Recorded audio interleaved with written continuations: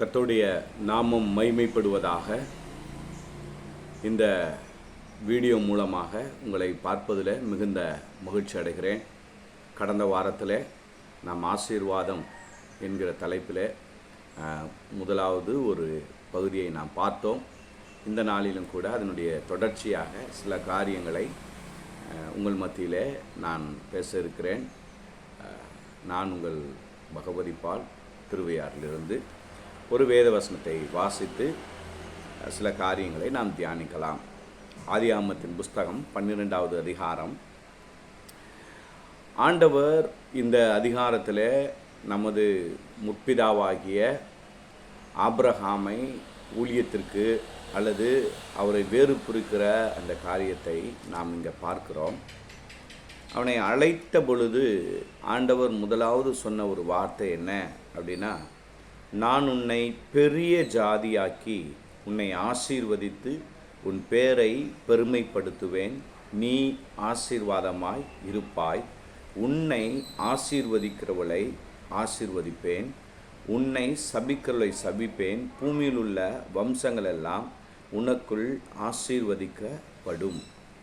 இந்த 2 வசனங்களிலே ஏறக்குறைய 4 முறை ஆசீர்வாதம் என்கிறதான வார்த்தை பயன்படுத்தப்பட்டிருக்கிறது. ஏன் இதை நான் சொல்லுகிறேன் என்றால், ஒரு மனிதன் இந்த பூமியில் வந்து வாழ்கிற பொழுது அவன் வாழ்வில் பல குறைகள், பல பிரச்சனைகள், பல போராட்டங்கள் இருக்கிறது. ஒரு மனிதனை தேவன் அழைக்கிற பொழுது அந்த பிரச்சனைகளை, இந்த குறைகளை மாற்றி அவனை நல்லா இருக்க வேண்டும் என்று கடவுள் விரும்புகிறார். அப்போ முதலாவது அவனை தெரிந்து கொள்கிற பொழுதே, அழைக்கிற பொழுதே அவனை எவ்விதமாக நான் வைக்கப் போகிறேன் என்று சொல்லித்தான் ஆண்டவர் தெரிந்து கொள்கிறார். அப்படி ஆபிரகாமை அழைக்கும் போது பாருங்கள், உன்னை பெரிய ஜாதியாக்குவேன், உன்னை ஆசீர்வதிப்பேன், உன் பேரை பெருமைப்படுத்துவேன், நீ ஆசீர்வாதமாக இருப்பாய், உன்னை ஆசீர்வதிக்கிறவளை ஆசீர்வதிப்பேன், பூமியில் உள்ள வம்சங்கள் எல்லாம் உனக்குள்ள ஆசீர்வாதமாக இருக்கும், உன்னை யாரும் சபிக்க முடியாது, ஏன்னா உன்னை சபிக்கிறவளை நான் சபிப்பேன் என்று சொல்லுகிற இந்த வார்த்தையை நாம் பார்க்கிறோம்.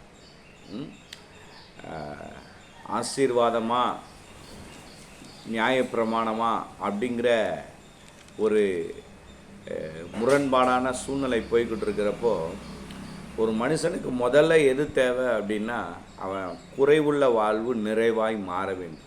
அந்த நிறைவை தான் கடவுள் தர விரும்புகிறார். அவன் எடுத்த உடனே நீ இப்படி இருக்கணும், இப்படி இருக்கணும், இப்படி இருக்கணும், இப்படி இருந்தால் நான் தருவேன் அப்படின்னு சொல்லியிருந்தா, நான் எல்லாம் இப்படியெல்லாம் இருந்து பார்த்துட்டேன், இது வரைக்கும் கிடைக்காது, இனி எப்படி கிடைக்க போகுதுன்னு சொல்லிட்டு ஓடியே போயிருப்பான்.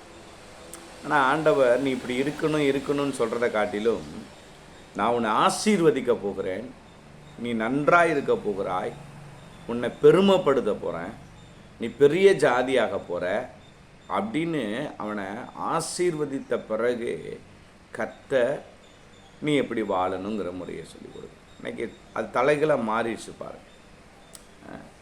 இன்றைக்கி நம்ம மனிதருடைய வாழ்விலும் பாருங்கள், எதவனையும் தரேன் அப்படின்னு சொன்னால் தான் வாங்கிக்கிறதுக்கு தான் கூட்டம் இருக்குது. இதெல்லாம் அப்படின்னா இல்லை பாருங்கள். அப்போது நம்ம வாழ்விற்கு முதலாவது தேவை, இன்றியமையாத தேவை ஆசீர்வாதமான வாழ்வு. அந்த ஆசீர்வாதமான வாழ்வு நம்முடைய கர்த்தராகிய இயேசு கிறிஸ்துவுக்குள் இருக்கிறது.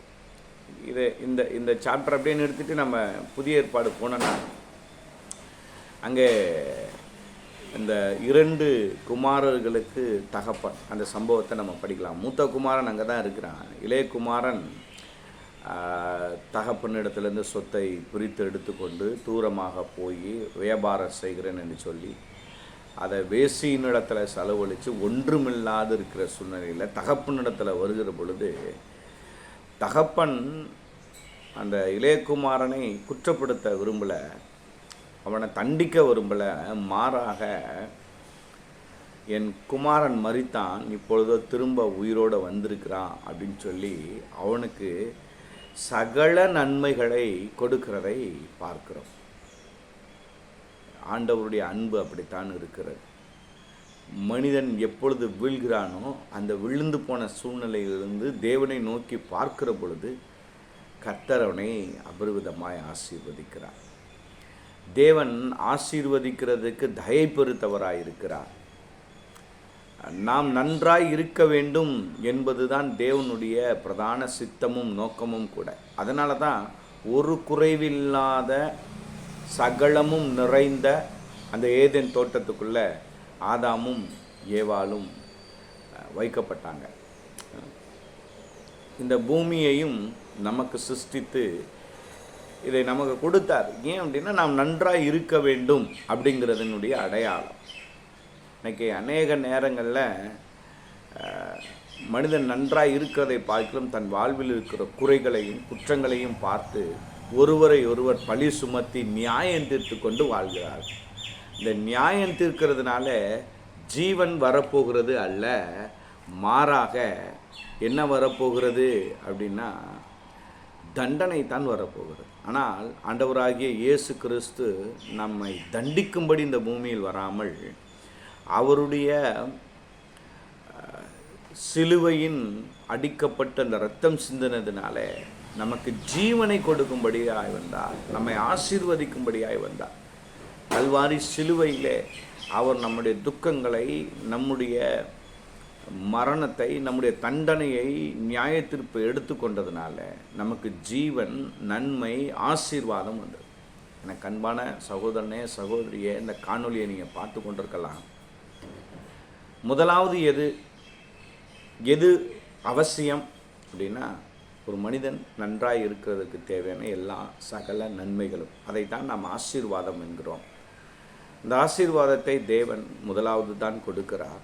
பின்பாகத்தான் நான் எப்படி இருக்க வேண்டும், என்ன செய்ய வேண்டும் என்கிற ஒரு சூழ்நிலையை சொல்கிறார். நிறைவுக்குள் தான் ஒழுங்கு இருக்கிறது, நிறைவுக்குள் தான் சட்டங்கள் இருக்கின்றன, ஒழுங்குக்குள் தான் சத்தியமும் இருக்கிறது.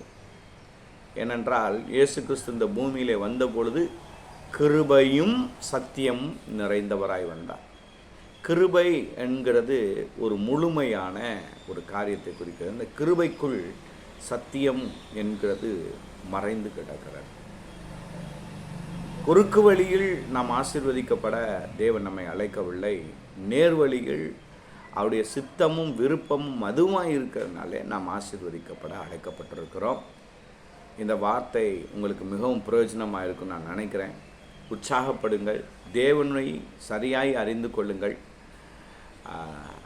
ஆண்டவருடைய கிருபையை சத்தியத்தின்படி புரிந்து கொள்ளுங்கள், வேத வசன பின்னணியத்திலிருந்து அறிந்து கொள்ளுங்கள். நம் வாழ்க்கைக்கு அது பிரயோஜனமாக இருக்கும். கர்த்தர் தாமே ஆசீர்வதிப்பாராக. ஆமென். ஆமென். Praise the Lord.